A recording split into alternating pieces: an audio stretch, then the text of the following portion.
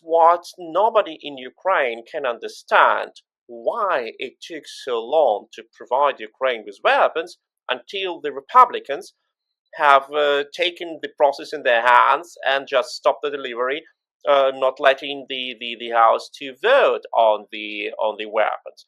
Can you explain what is going on in Washington and how is this war is being seen within the Biden administration and within the Republicans?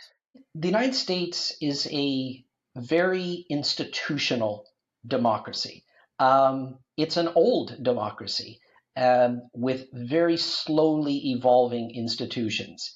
And the problem is that this war is fast moving and it doesn't fit into categories that they're familiar with. The Russians are very adept at understanding the procedures that Americans are obsessed with. I've often thought that I've observed that Americans are obsessed with legal formalism. Before they even talk about whether they should do something, they immediately want to talk about if they can do it. So the question of whether they should do it never comes up as they drift into discussion about procedure and legal formalism and so on. So you'd say, surely the United States should help Ukraine directly defend itself. And then Americans will immediately, a large number of them will immediately say, Ukraine's not a member of NATO. They can't invoke Article 5 of the NATO treaty, and so on. And the discussion goes in that direction and moves immediately away of the fact of, Russia's at war with you. It's not just at war with Ukraine. And there is a war in Europe that is directly threatening U.S. and Canadian national security. We have seen now a very decisive response by the United States on the attempted attack by Iran on Israel. And the US has delivered support to Israel the first hours after the terrible attack of October 7th, and then during the Iran's launch of missiles and drones against Israel. What was the difference here? The drones are the same, saying the Ukrainians, and the same Shahed drones from Tehran, which fly towards Kiev and towards Tel Aviv. The difference, again, comes back to institutionalization. And I think also we can talk about diaspora communities as well. Israel became independent in 1947 with an overwhelming vote by the United Nations, and it was immediately attacked by its Arab neighbors. And the United States came on the side of Israel because it was being on the side of the United Nations. That was certainly the justification in 1947. And then we know that Israel was attacked subsequently several times, such as in 1967 and 1973 and so on. And a lobby evolved so that it became institutionalized to support Israel militarily. Ukraine renewed its independence in 1991 because it had been briefly independent in 1918. But it was not at first attacked. And it was put in the American institutional thinking into something called the post-Soviet space. And the idea of spheres of influence never left the Americans, so that the Russian Federation was allowed to call itself the successor state of the Soviet Union. And the Soviet Union was never declared a criminal totalitarian regime, which it was, which should have no successor. Or if it did, it was all the constituent republics who are now independent countries. And so institutionally, the United States was never prepared for the war that was inevitable because Russian imperialism never went away and has always been the essence of the country that we call Russia today, imperialism and colonialism to its neighbors. And we see today the idea of Ruski Mir, Russian world, which is essentially a fascist idea. And it's playing out in what is becoming a global war. And at no point have American institutions adjusted to that. So whereas they adjusted very quickly to the idea of Israel, the only democracy in the Middle East, Israel, home of a strategic interest of the United States that needed to be defended from its enemies. That idea took hold early and has been sustained.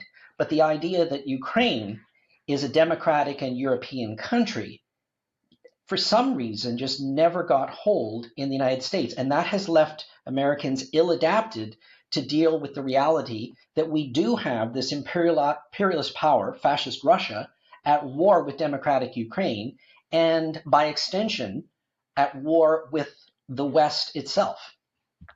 And that is exactly what I wanted to ask you further, as we know that the United States used what they called, or at least like some advisors in the Biden administration called, the escalation management. Please correct me if I'm wrong, but the basic idea before that was not to provoke Russia too much, not to escalate it too much, but to help Ukraine to a certain extent, but without crossing, so to say, Putin's red lines. What was the main reason for the advisors of the President Joe Biden to use exactly that idea and not, okay, we can provide Ukraine with everything we have, and Ukraine will defend its sovereignty? What stands behind it is an irrational fear of nuclear war, which Russians exploit expertly. United States. Don't forget, the thinking of American elites has, and I mean the intellectual and political elites, also the business elites, has not really changed from 1991 to today. So they really haven't adjusted to the reality that this Ruski Mir is in fact a multinational environment of different peoples, each of which has a right to self-determination and so on. So it hasn't adjusted to that. And what the Americans call escalation management is in fact a rationalization for childish fear, something that is inflamed by Russian information warfare. So I think it's childish, it's dangerously wrong, and it's not borne out in reality, because the reality is, what is Russia as an empire, as an aggressive colonial power?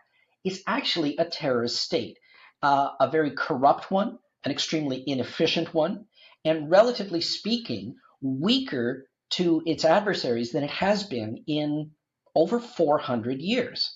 There's never been an opportunity like this to say, that's it, the age of empires is over. And the Russian Empire, which should have collapsed in 1918 with the rest of the old empires, should finally collapse in the form it's in now, which is as a terrorist state. So this escalation management is a reflection of a fear which has no basis in reality. That the state of Russian nuclear forces is the same state as the rest of its forces and its country: corrupt, inefficient, poorly led, and basically an extension of a criminal syndicate, like everything else. And I don't know if there is a credible threat of nuclear weapons at all from this country, but I do know that there is a very devastatingly effective use of the exploitation of the fear of nuclear weapons.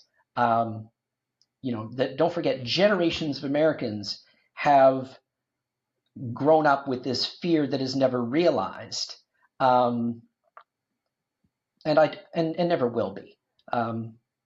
So it's irrational, it's childish, and what's most worryingly, it kills people, and it is destroying cities, and it's tearing us apart. This silly fear that Americans have. And as we have seen, the positions on the military support for Ukraine, even before the Republicans have taken control over the House, the U.S. administration under President Biden restricted deliveries to Ukraine and didn't send Abrams tanks for the first year or almost 2 years, artillery only in a very limited volumes, no jets, no other types of equipment, no ATACMS missiles, etc. Of course, the US supported Ukraine, but as you have described already, to a certain limit. But what we will see in the next months before the presidential elections, will this isolationism lead the presidential campaigns from both sides? Trump, obviously, Biden? Unfortunately, yes. This is what I've seen time and time again. The message to Ukrainians and other Europeans has always been just wait. You need to wait. And it's always the next election. Unfortunately, that doesn't resolve things because there's always elections in democracies are never convincingly decisive, and there's always the next election. That's the nature of democracy, right?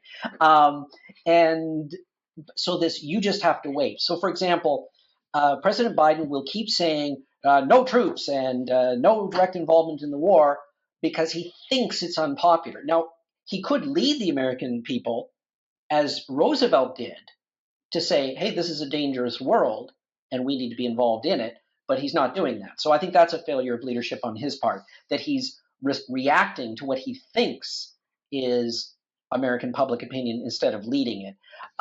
So we're going to see that from him, but the November elections won't change anything. It won't make people who have been indecisive their whole throughout this whole experience of Russian aggression. It won't suddenly make them decisive. So this way of thinking that Russia is this great threat, which has been instilled since the end of the Second World War, or that any intervention in the Russian world is completely hopeless, which has been the way of thinking in the United States for over a century since they gave up on the intervention in the Russian Civil War in 1919. This will not change because of an election. And I look at the experience of Ukrainians, and I just feel so angry about this. Russia invaded in 2014, and Obama backed away from the security assurances in the Budapest Memorandum and refused to intervene, and refused to stop the war then, which he could easily have done with very little effort. And, just wait, because Hillary Clinton is going to win the next election, and she's much stronger on foreign affairs and so on. But then, helped by Russian active measures, Trump won. Just wait, Trump will be convicted for his crimes and treason. Well, they tried twice in the legislature of the U.S., the Congress, and failed. Biden's in. Just look. And then given the opportunity of Lend-Lease and so much more, he just declined. So all this just wait for this aid bill to pass, which I hope it does because Ukraine needs ammunition, and that's important right now. But just wait till November? No, I don't buy it. And why should that be the case? Why should the fate of the world depend on this country that can't get its act together?